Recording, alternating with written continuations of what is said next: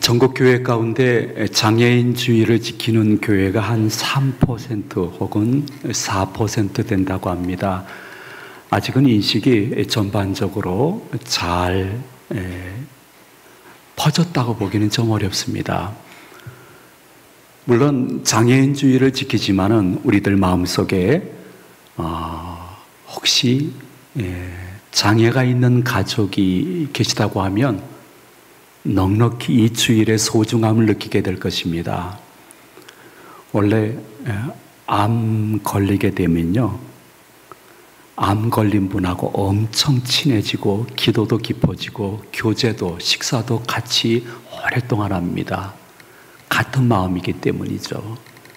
그러나 여러분들은 결코 정상인이 아닙니다. 예비 장애인입니다.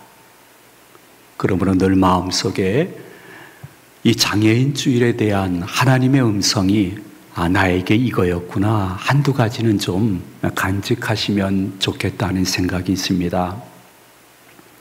복지사역에는 가정복지사역이 있습니다.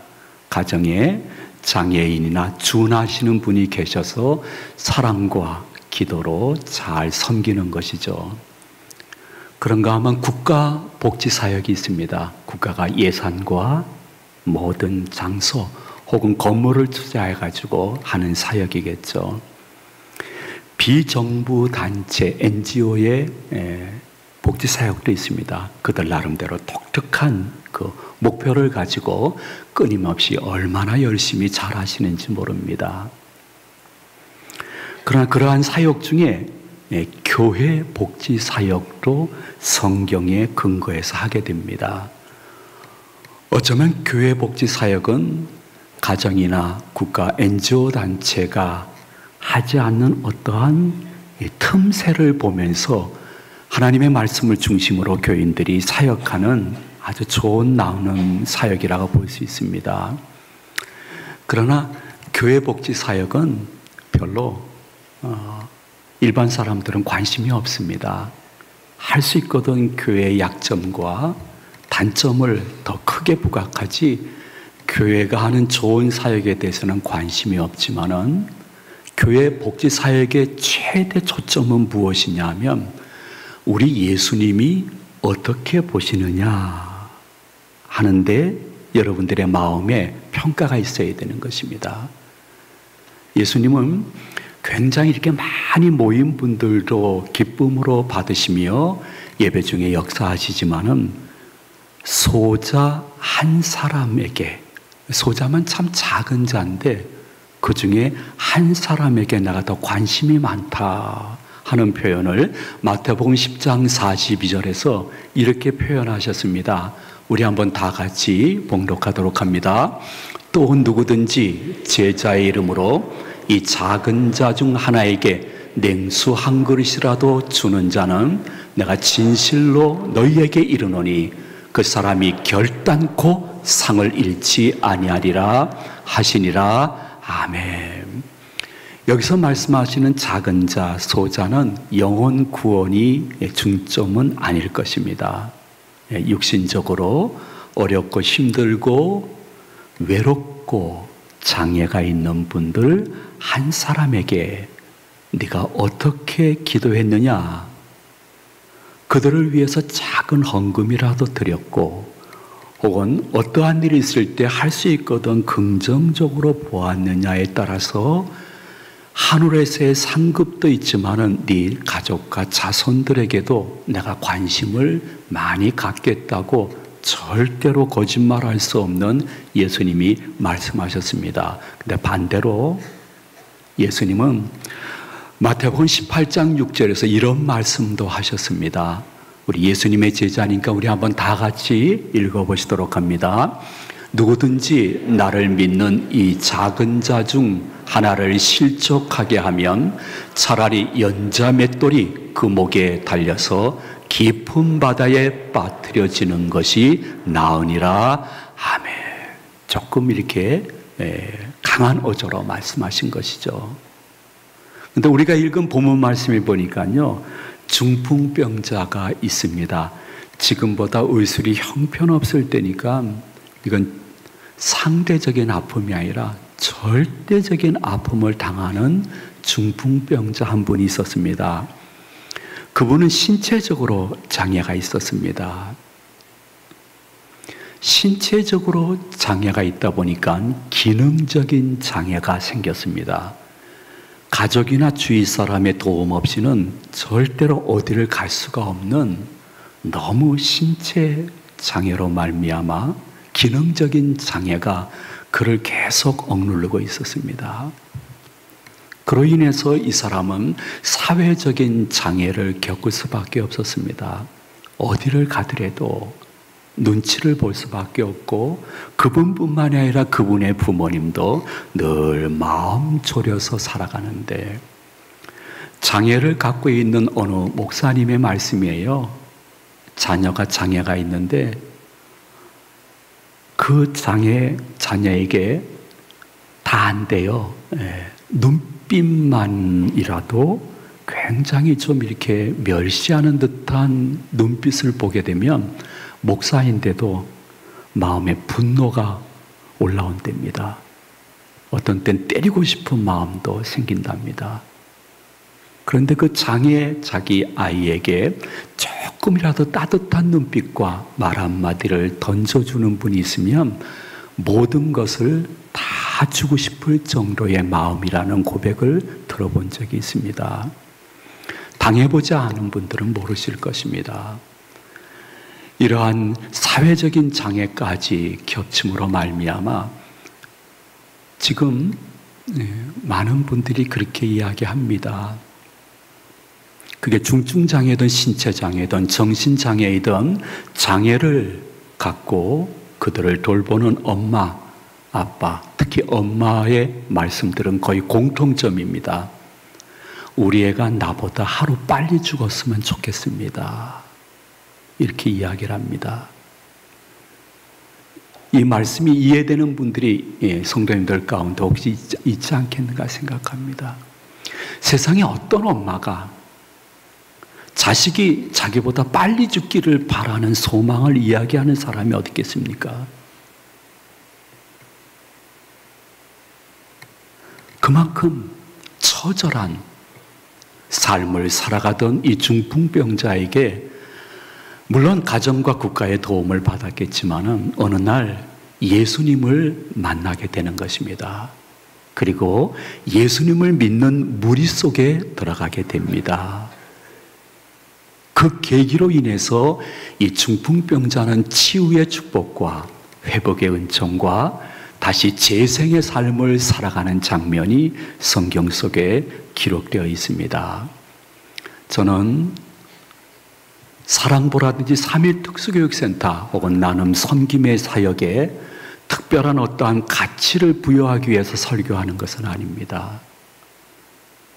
예수님은 공생의 사역 중에 3분의 1을 그런 분들을 위해서, 그리고 귀신 들린 자들을 위해서, 그리고 철저히 소외된 분들을 위해서 사역하셨다는 것을 여러분이 한 번쯤 생각해 본다고 하면 이러한 장애인주의를 통해서 내 인식과 기도의 내용이 조금 바뀌는 것이 더 귀하다고 생각합니다. 사랑부라든지 혹은 3.1 특수교육센터를 위한 기도가 혹은 사랑이, 관심이 오늘을 통해서 여러분 마음속에 조금이라도 들어가는 은총이 계시기를 예수님의 이름으로 축원을 드립니다. 그런데 예수님이 우리들에게 이렇게 초점적으로 보게 하는 부분이 있습니다. 그거는 중풍병자뿐만이 아니라 아마도 지인이나 친구겠죠. 그를 데리고 온 4명에 한번 여러분들이 관심을 기울이면 참 좋겠습니다. 원래 마음이나 몸이 너무 힘들게 되어지면 사람 많은 곳 가기 싫습니다. 가버나움에 아마도 베드로의 집이라고 하는데 옛날처럼 정말 가정교회가 많았던 그때에 가정에서 예배를 드리고 말씀을 받으려고 하니 얼마나 많은 사람이 모였겠습니까? 중풍병자 이분은 객관적으로 봤을 때 사람 많은 곳에 가기 싫었습니다. 그런데 예수님이 계시니까 갔습니다. 절대로 갈 수 있는 몸이 되지 못하니까 지인이든 친구든 그 4명이 옛날에 유대인의 지붕은 흑벽돌이었다고 합니다. 흑벽돌은 굉장히 이렇게 망치 같은 것으로 두들기면 떨어질 수 있는, 구멍을 낼 수 있는 가능성이 많기 때문에 너무 사람들이 많아서 입구로 들어갈 수 없어서 이 4 친구가 지붕 위에 올라갔습니다. 그리고 둔탁한 소리가 들리기 시작했습니다. 흙먼지가 떨어지기 시작했습니다. 그러더니 시간이 지나면서 흑벽돌들이 떨어지기 시작하니까 아마도 예수님과 모였던 모든 분들이 가장자리로 막 피하거나 밖으로 나왔을 것입니다. 대혼란이 일어난 것입니다. 그리고 구멍이 뚫어지고 중풍병자가 내 지인에 의해서 예수님이 계신 그곳에 내려오게 되어집니다. 지금으로 얘기하면 예배 큰 방해죄입니다. 예배 방해죄는 교회뿐만 아니라 사회법에서도 굉장히 중요하게 취급하고 있는 죄입니다. 그런데 여러분들이 예수님과 그의 제자들의 반응을 한번 유심히 보셔야 됩니다. 예수님은 그러한 둔탁한 소리가 들리고 흙먼지가 떨어지고 흑별돌이 떨어지고 막 아수라장이 될 때에 제자들에게 빨리 나가서 누군지 몰라도 중지시키고 그리고 보내도록 하라 하고 명령하시지 않았습니다. 중풍병자가 내려왔을 때 예수님은 그 4 친구들에게 엄히 분노하지 않으셨습니다. 이거 웬 예배 방해를 하고 있냐고 말이에요. 상식이 없는 사람들이라고 책망하거나 분노하지 않았습니다. 예수님은 죄의 문제를 이야기했습니다. 죄 문제가 해결되어지면 마음도 평안해지고 육신도 회복될 수 있기 때문에 죄의 문제를 해결해 주시면서 그에게 보여준 모습은 무엇이냐면 나는 예배만큼 장애인을 소중히 여긴다 하는 교훈인 것입니다. 나는 설교를 선포하는 것 그거 굉장히 중요하지만은 설교 선포만큼 나는 장애인의 처지를 굉장히 애정을 가지고 바라보고 있다는 분명한 메시지를 우리들에게 보여주고 있는 것입니다. 우리가 살아갈 때에 살아가는 방법이 다 다르고 목적이 다르고 여러분들이 교회에서 직분을 받으면서 그 직분을 가지면서 마음속에 간직하고 있는 생각도 다 다르지만은 그럼에도 불구하고 여기는 조직체 사회가 아니라 공동체 교회라는 것을 침 삼키는 순간에도 잊지 마시고 예수님은 예배만큼 설교 선포만큼 장애인과 또 장애인과 곁에서 같이 아름답게 동행하는 4 사람에 대해서 결코 얼굴을 붉히거나 노를 바라지 않았다는 것, 부정적인 태도를 갖지 않았다는 것을 예수님의 제자로서 여러분들이 나머지 신앙생활 하면서 마음에 잘 간직해야 될 교훈이 아닐까 생각합니다. 서울의 강남에 남서울 은혜교회라고 있습니다. 원로 목사님이 되셨는데 홍정길 목사님이 계시고 그 후임이 박 목사님이 계십니다. 그분은 미랄 학교라고 장애인을 위한 학교를 꽤 규모 있게 강남에서 이렇게 건축하기 위해서 시작을 했습니다. 강남의 주위에 있는 분들이 저는 마땅하다고 생각합니다. 장애인 시설이 들어온대, 장애인 학교가 들어온대 하면서 시위를 하고 굉장히 힘든 일들을 반복적으로 주위의 주민들이 하셨습니다. 그분들 나름대로의 계산법으로 봤을 때는 장애인 학교나 장애인 시설이 들어오면 안 되는 거죠. 별의별 수모를 다 겪으셨다고 합니다. 그리고 극단적인 수모도 겪으셨습니다. 그러나 그 홍 목사님은 마음속에 생각하기를 아버지 하나님께서 진심으로 관심을 갖고 있는 분들은 이들이 아닐까. 그러면서 홍 목사님이 하신 말씀이 이런 말씀이 있었습니다. 목사님, 지금 시대는 많이 바뀌었지만은 그 20년 전에는 장애를 가지고 있는 가족이나 자녀가 있으면 교회를 데리고 나오지 않았습니다. 보여주기 싫어서. 그래서 계속해서 그분들을 만나면서 아닙니다. 예수님께 와야 됩니다. 교회 오셔야 됩니다. 자녀들이 교회 오게 되면 그리스도의 사랑으로 돌볼 분들이 준비되어 있습니다. 자, 방 안에서 이 자녀들을 빨리 끄집어내서 교회로 데리고 나오시면 고맙겠습니다. 긴 설득 끝에 1명, 2명 장애인들이 교회로 나오기 시작했습니다. 봉사하시는 분들, 또 사랑으로 함께 해주시는 분들이 계셔서 점점 많아지자 마음속에 무슨 생각을 했는고 하니, 그래, 장애인 학교를 세워가지고 그 학교 내에는 강당이 있어야 되니까 그 강당을 교회로 쓰면 되겠다 결단하고 시작했는데, 참 어려운 순간들을 많이 보내면서 결국은 대법원까지 갔다고 합니다. 대법원까지 가서 마지막 감사하게도 승소해서 강남에 장애인 학교를 세울 수 있는 놀라운 은혜를 받았다고 합니다. 그로 인해서 그와 동일한 건수로 묶였던 한 100여 건의 모든 소송이 다 긍정적으로 나옴으로 말미암아 한국 전체에 장애인 학교나 장애인 시설을 설립하는 데 있었던 장애들이 엄청 많이 무너지게 되었고, 서울 삼성병원 바로 맞은편 앞에 장애인 학교를 미랄복지재단이라고 설립해서 긴 세월 거기서 그 사역을 하고 계셨습니다. 교인들은 주일날 그 학교 강당에서 예배를 드립니다. 그런데 그 후임 목사님 말씀이 이런 말씀이었습니다. 목사님, 저희 교회 이렇게 예배 인도해 보니까 좀 독특한 특징이 있죠. 그러네요. 장애인이 다른 교회보다 훨씬 맞아요.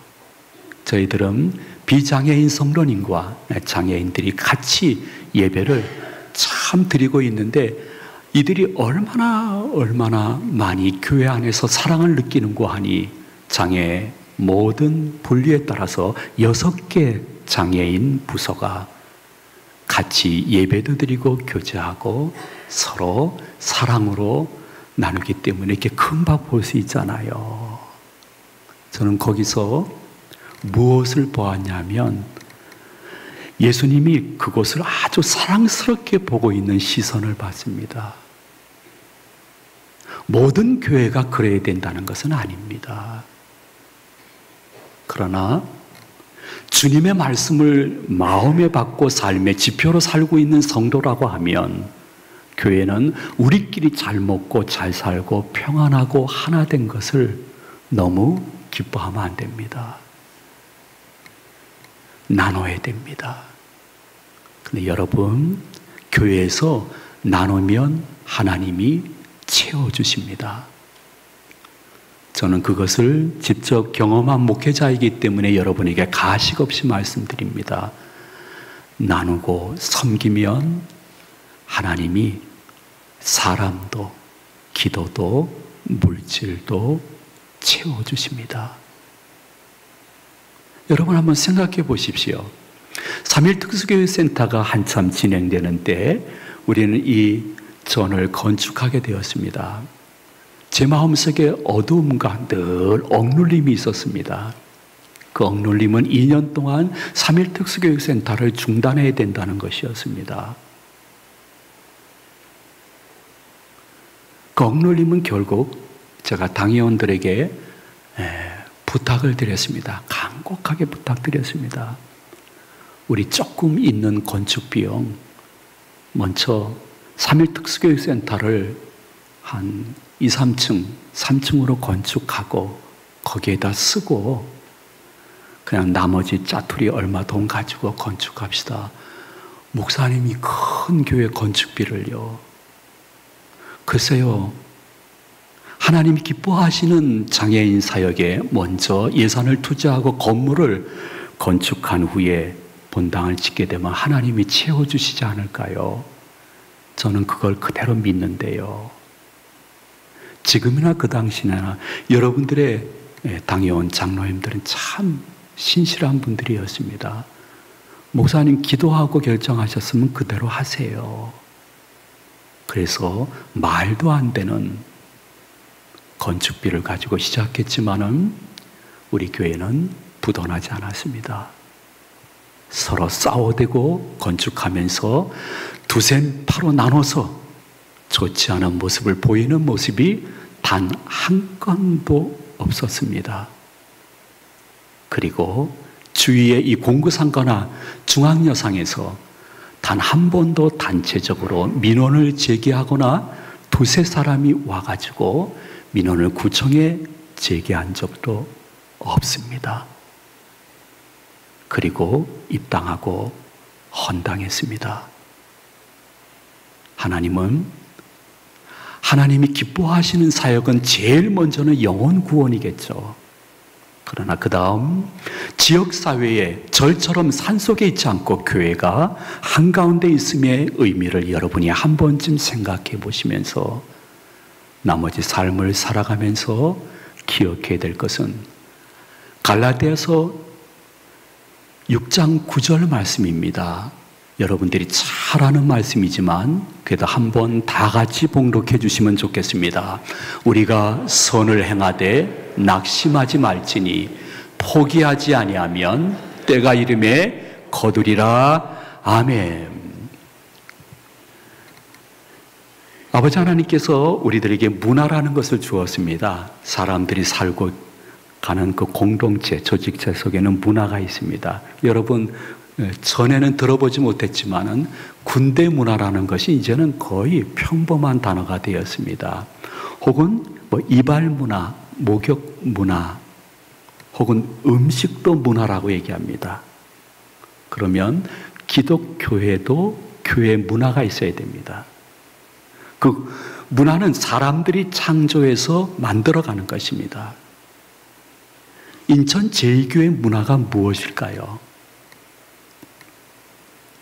인천 제2교회 문화는 예수님의 말씀을 기초로 해서 형성되고 만들어져 가야 되는데 다른 교회와 달리 우리 교회는 일보다 관계를 소중히 여기며 늦더라도 같이 가시는 분들이 모여 있습니다.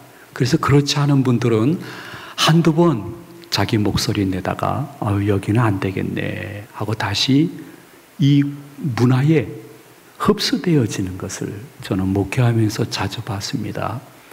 예수님이요, 일 별로 중요시하지 않았습니다. 사람 숫자 센 적도 없고요. 예수님이 예산이나 결산을 유심히 보신 적도 없습니다. 예수님은 그 12명 참 많이 부족한 제자들과 늘 동고동락하며 함께 하셨습니다. 관계 때문입니다. 나중에 이 녀석들이 성령의 충만함을 받게 되면 자신보다 더 넓은 지역, 더 많은 사람들에게 복음을 전파할 제자라는 것을 알고 있었기 때문에 예수님은 순간순간 감정의 동물은 아니지만 감정을 갖고 있는 인성이 계셨기 때문에 감정이 폭발하려고 하는 그 순간마다 아니야, 일보다 관계가 중요한 거야. 우린 듣더라도 저 녀석들하고 같이 가야지. 그렇지 않고서는 우리 교회 74년 역사 가운데 담임 목사님이 3번밖에 교체 안 됐다는 것은 다른 교회에서는 상상, 흉내도 못 낼 일입니다. 근데 교체 원인이 소천, 은퇴인데 후임을 모실 때 다 그 교회 부목사님이나 그 교회 부목사 출신을 모셨다는 것은 어느 교회에도 여러분들이 있지 않습니다. 여러분이 한번 어느 교회랑 비교해 보십시오. 당회가 담임 목사님의 말씀을 존중하면서 후보를 한 명으로 선출하면 청빙위원회와 온 공동위회가 한마음 한뜻 되어서 만장일치로 받아주는 교회가 이 세상 지상에 어디 있겠습니까? 제가 지금 말씀드린 이러한 내용에 비슷한 교회라도 있으면 한번 얘기해 보십시오. 거의 없을 겁니다. 우리 교회 문화는 독특합니다. 그러나 성경적이고 예수님이 주신 문화인 것입니다.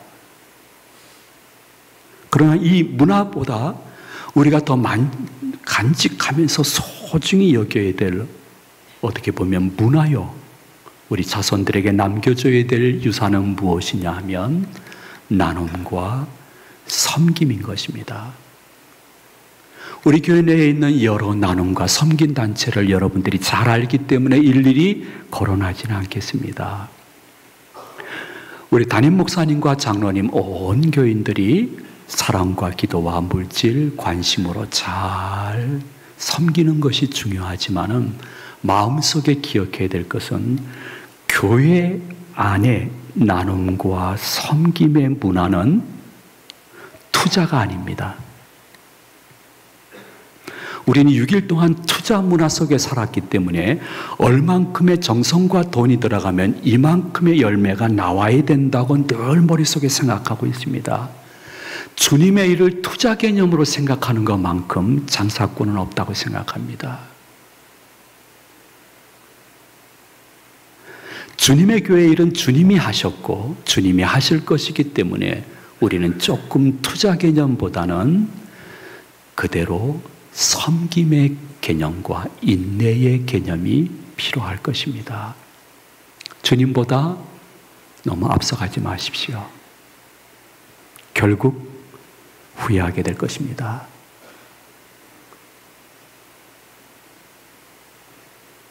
결코 투자가 아닙니다. 교회 사역, 특히 나눔과 섬김, 이것은 소명입니다.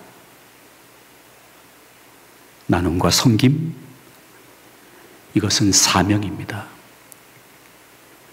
교회가 존재해야 될 이유와 혹 믿지 않는 분들에게 조금이라도 칭찬이 아니더라도 괜찮네 하는 소리를 들을 수 있는 것은 나눔과 섬김은 생명이라는 관점에서 여러분이 같이 해야 되는 것입니다. 소명, 사명, 이건 생명이지 투자이기 때문에 어느 열매가 나타나야 된다. 저는 은퇴 후에 아버지 하나님의 이끌림에 의해서 행복마트를 하고 있습니다. 동해가 허락해 준 차상위 계층 혹은 수혜자들, 그리고 그보다 더 못하신 분들 70명을 무료로 생필품을 나눠드리고 있습니다. 보니까 동해에는 그 기준이 되지 않아서 해당되지 못하지만 더 어려운 분들이 있는 것을 알게 되었습니다. 그래서 그 해당 통장님께 부탁해서 진짜 어려운 분 추천해 주세요 하니까 오랜 시간 지난 후에 그 참 신실하신 통장님이 11분을 보내주셔서 지금 81명을 섬기고 있습니다. 장사가 너무 잘 됩니다. 근데 수입은 없습니다. 투자라고 생각하지 마십시오. 나눔과 섬김은 소명이고 사명이고 생명입니다. 기독교인의. 서울의 어느 일간지에서 와서 취재하는데 2번 거절했는데 더 이상 그 기자분을 거절하기 어려웠습니다.